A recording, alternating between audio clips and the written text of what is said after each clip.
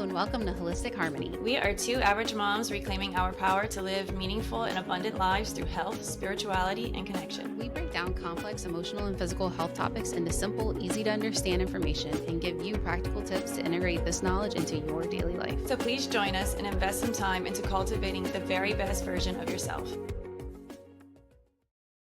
Hey guys, welcome back. We are so glad you're joining us today for another episode of Holistic Harmony. We like our new name. It's got a much better ring to it than the other name. Just the other name was too long, didn't fit us anymore. So we have harmonized with Holistic Harmony.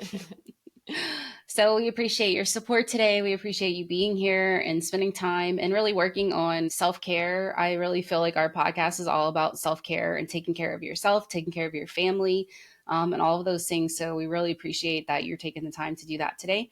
Can you please do us a favor and support our channel by giving us a like, a thumbs up on YouTube, subscribing to our channel, maybe sharing with a friend who might be open to receiving this message. We really appreciate that. So today we're going to talk about eating while traveling, because eating on its own can be challenging when you're at home and have access to everything you need and every grocery store you need and all your appliances and all your stuff. But when you travel, those conveniences are far away and it can be really daunting to try to manage that. So today we're going to talk about some of our tips and reasoning for why we care about how we're eating when we're away, and also some things that you could maybe implement in your life next time you travel. So when we travel, I do take a lot of time to thoughtfully prepare. Well, it depends on what we're traveling to. If we travel somewhere like an Airbnb that has a full kitchen and all that stuff, that kind of changes things. When you're traveling to a place where it's more like a hotel and you don't have those options, it really changes the dynamic of what you can eat. But usually when we travel, we stay at an Airbnb that has a full kitchen and all that stuff. But I do sit down and prepare a menu for the time that we're going to be there, kind of like in my head. What am I going to cook? If I'm cooking, what days are we going to go out to eat? Even if it's not perfect, I'll kind of try to come up with a couple days of what we're going to eat. And I do that on a regular day anyway. Yeah. I mean, staying at an Airbnb is definitely ideal with a full kitchen and everything, if you can do that.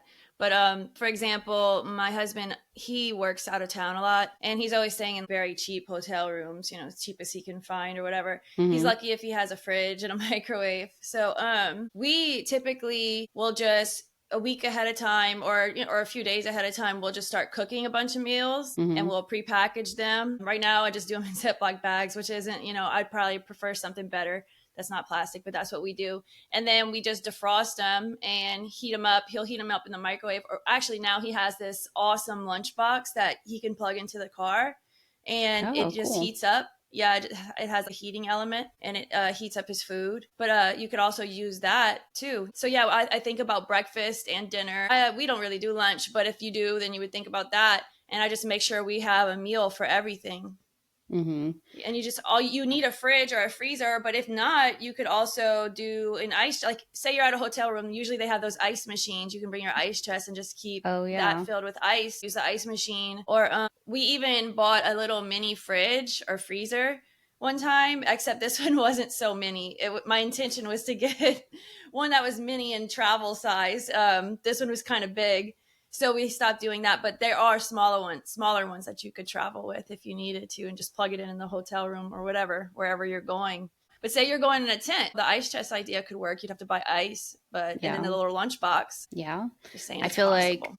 We always take a big cooler and because whenever we travel, we usually go to Alabama and it's pretty remote there. We don't really have the grocery stores that we have here. We don't have a Whole Foods, which is where I predominantly shop. And so we bring a lot of stuff. Like that's why I'll get my notebook out and I try to think ahead. Okay, what are we going to eat? What's easy? What am I in the mood for? Because that's important. You don't want to cook a bunch of food that you don't even want to eat because I can't stand when I do that. And then what the ingredients are that you'll need, and maybe trying to find different recipes that have the same kind of ingredients or can use certain things that over again. That way you kind of use your supply up. But that's what I do and try to prepare. And then for the road trip itself, I have these little snack boxes for the girls. They are plastic. I know they do sell some stainless steel ones, but they're like prison boxes, I feel like. So they have these ones. I think it's called like Bent Go or something like that. Oh, like a bento box probably? Yeah, it's like little compartments for kids. Yeah, I've seen some like that before. And I really try to focus on a full balance kind of meal. So I don't fill it up with a bunch of junk on the car trip, especially I don't want them being in a bad mood, eating a bunch of sugar and stuff Oh, like that's a that. good point. Yeah.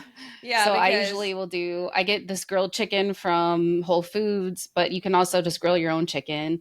And I'll slice it up or do like baby carrots, baby celery, maybe a little dip, like a green goddess dip or something they really like, and some fruit and maybe some nuts. And it kind of just has like a little smattering of everything. And then it's just like, here's your box, be quiet.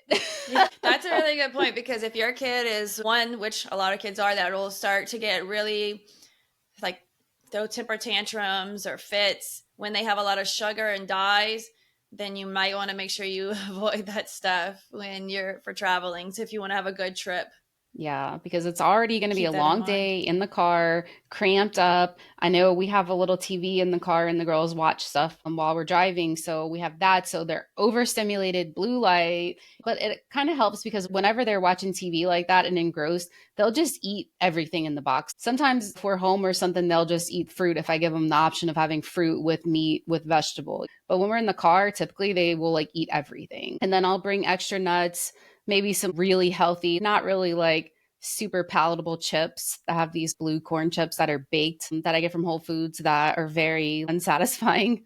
And I'll give that if they keep asking for snacks because sometimes you get it where the kid just wants to keep snacking. And it's like, how do I keep up with that? So it's I usually tell them like no. cheese, those unsatisfying chips, nuts, fruit. But usually, you want to make sure you give like protein and vegetables before you give fruit because it's just like a big sugar rush if you don't.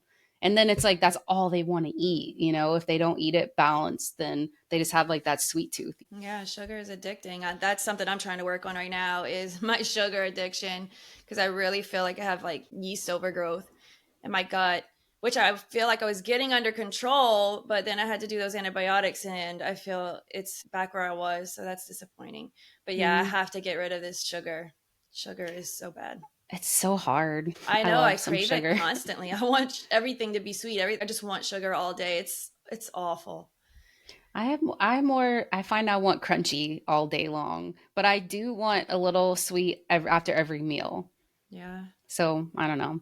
But I used to have this mindset when we traveled road trips and even on planes and stuff that I'm just going to eat what I want. I'm on the road, go to the gas station and load up on like chips and Coca-Cola and candy and all kind of junk, but I like to try to change my mindset around it and bring stuff that I like that I'll eat. Or if I don't want to eat it, then I don't eat it. But I don't have this cheat day where I just go hog wild on a bunch of bad food. Yeah, the whole point of this podcast really is because we think this is important. If you can, you don't want to just go on vacation and say you're going for a whole week. That's 5, 7 days of just eating breakfast, lunch, and dinner. That's of awful food. It's almost impossible to find restaurants that sell truly clean food. I mean, and if you do, it's probably extremely expensive. And that's another aspect of this is it Yeah. saves a lot of money.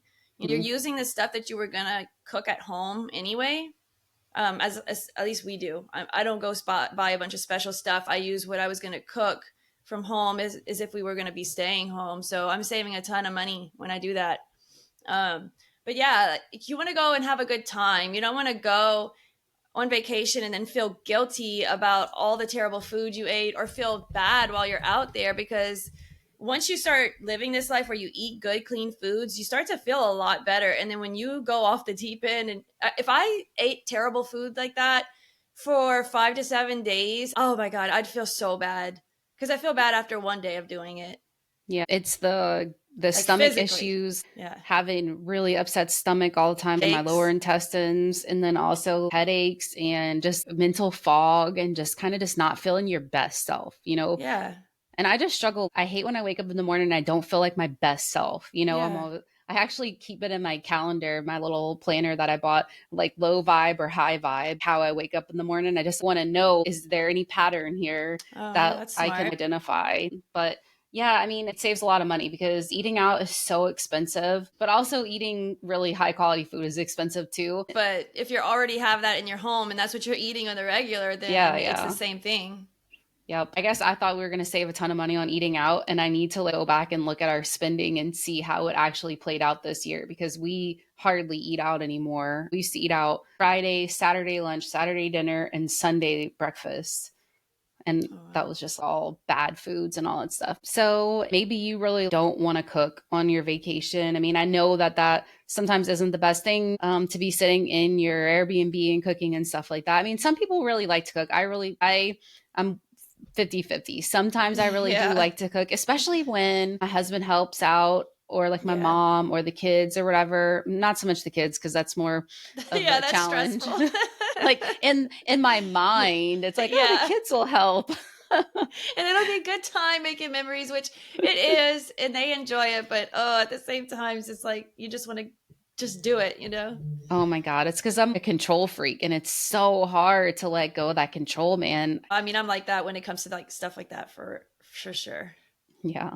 So you can make a thing out of it. Also, if you're traveling somewhere exotic or something, I really love whenever I'm traveling somewhere exotic or somewhere that has something special food wise is to take a cooking class. That's what we'll Ooh. do when we're traveling as one of our excursions or whatever.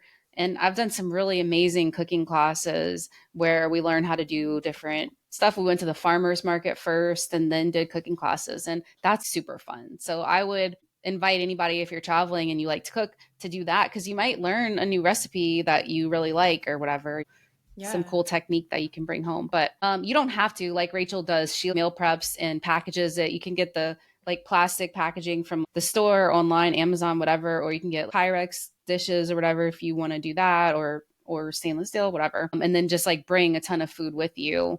That's Um, super easy and stress free. So while I'm home, so like you, I like to cook, but I guess I do it so much and it's become such a stressful thing to figure out every day what I'm going to cook. And I have a yes. picky family and nobody wants to eat the same thing. So I guess that's kind of tainted it for me. So Hmm. when I go on vacation, mama wants time off. I want to be able to relax. And Yeah. so yeah, it makes things so much easier to just be we're hungry and just go heat up some stuff and we eat and I feel good about it. Everybody had a clean, healthy meal. Everybody's happy. I didn't have to spend a ton of money. I didn't have to stand at the stove and then we can go do Hmm. fun stuff. So yeah, it's so worth it. You might have to spend a few days before your trip preparing, but so worth it. Or even if you just spend like a few months in advance, Yeah. knowing that you have this trip coming up, and when you make these dishes, just make extra and That's what freeze I it. always tell myself I'm going to do, but I never do that. I am just the biggest procrastinator. And then because I don't want to cook all the time, and when I cook, I always cook extra, but I'm going to make sure we eat all of that before I have to cook again because I don't want to cook again. So I Yeah. never save any extra anymore. I used to. I But yeah, know. It's that would like be I just need ideal. to get in the habit of just making a little bit extra every time I cook. That way I have a stockpile. Because also, another thing is when you're coming home from travel, that day you're going to get in Oh, yeah. late and you don't want to eat bad that day because that's really tempting. And I fall into that a lot.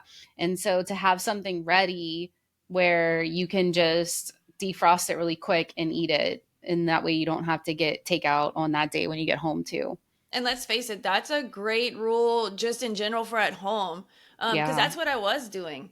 I would cook and we would eat on it for a few days, and whatever was left after maybe 2 or 3 days, I would freeze in individual portions and put it in the freezer. That way, on days I didn't want to cook or I didn't feel good or whatever, we had food. We had a stockpile of food, and that was great. But then one day we wiped it out, and I just never got back to it. But yeah, that's just a great habit to start in Yeah, general. because one day you're just not going to be into it. You're just Yeah. like, I don't want to do that. Or you don't feel like so many different reasons why you don't want to cook that day. And having that stockpile is clutch. Yes. Clutch. So, and we kind of brushed on restaurants and on stuff. And I mean, yes, restaurant food is really good. It tastes really good. But unfortunately, the reason why it tastes so good is usually because it has a lot of bad stuff in it. So, like some of the things at restaurants that is kind of across the board that you're going to find is number one, if you're not eating organic, then like an organic restaurant that's like broadcasting organic, then you're going to be eating a ton of glyphosate because it is in pretty much everything. I mean, any grain that you're having, any beans that you're having are specifically going to be really high in glyphosate because we've talked about it before, they spray the grains and the legumes right after harvest before they package it because they want to dry it out. And Roundup is also a very quick desiccant. Yeah. So those are saturated in Roundup, first of all. And then you're going to have your vegetable oils that are not great for you, that are going to leave you feeling Gluten. bad. Huh? Gluten. Yeah, gluten, if you're gluten free. And then just kind of not so great quality meats, possibly, depending on the restaurant you're going to, colors, artificial flavors, artificial preservatives, and other kind of junk. I mean, it's like, it's okay to do it every so often, but we're talking about traveling where it could be 5 days of eating like this, and that really does a number on your gut and Right. everything And I mean, else. when we go, typically, we'll go out to eat once or twice typically. But yeah, the goal here is to not do it breakfast, lunch, and dinner every day. Because even though they have those higher end restaurants that make it seem like the food is really high quality, their standards for high quality is different. It's not necessarily clean, Yeah. you You know what I know? like to do whenever I'm trying to think of restaurants and stuff is the wheat and stuff like that from other countries isn't as tainted like from Europe. So I try to find maybe an Italian restaurant that looks really legit and call. So annoying. I What? call and I'm like, hey, what Oh, kind of pasta do you have? Is it Italian pasta or is it American? And a lot of those Italian restaurants that are really trying to go for authentic, not Olive Garden. I mean, oh I don't yeah. know what they use, but I'm sure it's not that. but a higher quality Italian might have Italian noodles because that's really common to get your noodles from Italy anyway. And so you might be able to get a little less glyphosate in that. And then also a lot of Italians are going to use olive oil instead of possibly vegetable oil. So you can do that. And also you can talk to them and ask them if they can cook your food in olive oil or butter instead of seed oils, which I do sometimes ask them to do that or ask them to go easy on the oil. Sometimes you can do that. So there's a few different ways you can kind of make it a little bit better when you're eating out. Breakfast is such an overpriced meal to go out to eat. Like for a family of four, like us, we will spend $50 or $60 on breakfast. And breakfast is the cheapest meal you can possibly You must make. not go to Waffle House much because that is like the cheapest food ever. My No, kids how love much is it Waffle at Waffle House. House? Huh? How much is it at Waffle House for four Dude, people? we could eat all at Waffle House for probably 20 something dollars. Maybe What? 30. It might maybe 30. I guess depends, you Oh, know. wow. Yeah, it's so cheap. And No, I we really haven't. like it. You know, it's terrible food, but Yeah, that's why you're paying. If it's really cheap, you're paying with your health. yeah, definitely. Yeah, it's awful. Not that Nothing good the about it. not that what we're eating is probably that much better. I mean, it's Yeah. still probably not as great, but yeah, so I feel like making eggs and throwing some bacon in the oven or maybe some easy pancakes that you can grill really quick. That's what Uh I do. I do waffles. I have a gluten-free, dairy-free waffle that I make. I make them all the time on the regular here, and I just make a large batch. I double up the recipe, and I just layer them in a Tupperware with parchment paper in between each layer, and they stay in the fridge. And every morning we pop them in the toaster like you would with Eggo waffles, you know. oh And then when yeah. we go on vacation, I take those with us, and I always make sure they have a protein. Now it's full of coconut milk and the coconut milk and eggs in the actual waffle. So I mean, it's got that kind of it's got the Yeah, fat and all. protein. Yeah, Yeah. but I also make sure they have additional protein. Like I have these cleaner chicken breakfast sausages and Mhm. some turkey bacon, and then Yeah. some raw milk, stuff like that. Another thing you can do is boil eggs. I mean, that's really Oh yeah, simple. that's what I do for Um Nick for breakfast for work. Yeah. And then you can also do eggs in a muffin pan where you put the little muffin parchment liner and you crack your eggs and you can mix them up and you can put little things in there like little feta cheese or some veggies or whatever you want in there, spinach, whatever your jam is or That's a bacon, good whatever. idea. And then you can bake that and it makes individual little cup of eggs That'd be and you really good can, for a trip yep. and It's really tasty. convenient to bring on the road and also to bring to stay with you and just pop them in the microwave or whatever. Yeah. So that's a super easy way. Quiche is also kind of Oh, easy to travel with. I I've been love wanting quiche quiche. for so long. I love quiche so But much. I was dairy free for so long, but now I've been tolerating raw milk pretty okay, I guess, until recently. I don't know. Anyway, Yeah. so I've been wanting to do a quiche, and I'm gonna do one soon. I keep forgetting about it. Yeah, and you can pre-prepare the quiche at home and then just freeze it or whatever, refrigerate it, and then just pop it in the oven for, 20 minutes or so on your trip and have that. So quiches are really easy ways to eat, really, and it's really good. Yeah. So that's a easy breakfast idea too. I'm trying to think if I have any other nifty things. I really like making a Dutch baby at home. It's kind of like a I big made one of those pancake. before. It's so easy because it's just a few ingredients, a lot of eggs. It's almost like a custard pancake, and they're really simple to make, and they're very minimal effort. Yeah. I made mine with sourdough discard one time. I didn't really like it, but it was probably just mine. But Ooh, I made one time with sourdough discard where I had a cast mm, iron that's pan what, yeah. and you put butter and warm it up, and then you put the sourdough discard in the bottom, and then crack some eggs and stuff on top, and then cheese and whatever, and you put it back in the oven. That I love that. You didn't like That's it? basically what I did. I think, I feel like I might have added vegetables to it. Is Yeah, that I don't know. typical for Dutch bake? Maybe I didn't. I don't know. I just remember, I think maybe it was just really sour. And I don't like my sourdough to be really sour. I Yeah, think that might have been what it was. I'm sure it was just me because I know that the recipe seems really good. I love a Dutch baby. So Oh, good. and if people are into sourdough, I always make sure that I bake 2 loaves of sourdough before I go, and I bring that. And Oh yeah, instead of if you bread. do sandwiches, you can do it with your sourdough bread or whatever you do. Toast for breakfast, you could do toast and egg and bacon with your Hmm. sourdough, or make sourdough biscuits. Yeah, there's a lot of different things that you could do ahead of time to bring with you. So then another thing that I really like to do whenever I go out of town is I like to search for farmers markets Yeah. and see if there's any cool markets, vintage markets, food markets, any cool shops or organic stuff. I always put a search out on my way there and see if there's anything cool that we can go get into when we're traveling. Yeah, that was really fun when we went to Alabama this time with y'all. So we don't travel a ton, first of all. But I guess I haven't traveled a ton since I've started this whole clean lifestyle, really. But I Hmm. would have never even thought to go check out local farms and farmers markets and stuff.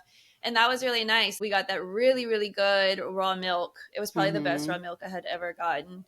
And And she has chicken and pork, and usually you can yeah, find like a meat person like beef locally in some places. yeah, and if you call ahead of time, then you had a pickup scheduled already. So Yeah. that's something you would want to do ahead of time. Call, and because a lot of these farmers they do pickup days, where you pick Hmm. up on Monday or Tuesday or whatever. So call ahead of time and have it scheduled, and you could get some good clean meats if you were planning to cook, or pick up some local milk. So that way you don't have to travel with milk.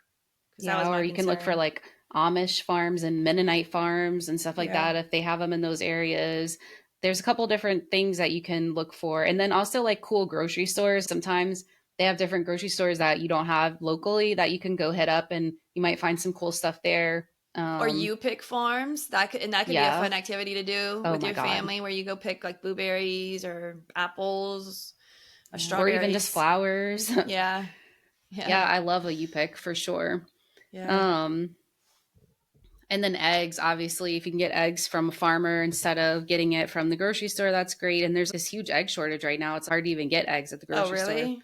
Yeah, I guess I don't know exactly why. Well, I I, don't know. I think like a chicken outbreak of some kind. I'm not Oh, sure. yeah, that's true. I forgot about that. The flu is going around with the birds. But yeah, then that way you wouldn't have to travel with eggs too, because that kind of Yeah, eggs sucks. are hard to travel with. I wouldn't. Yeah. I mean, if you're going on a road trip, you can put them at the top of your cooler, but usually I try to buy eggs at the location.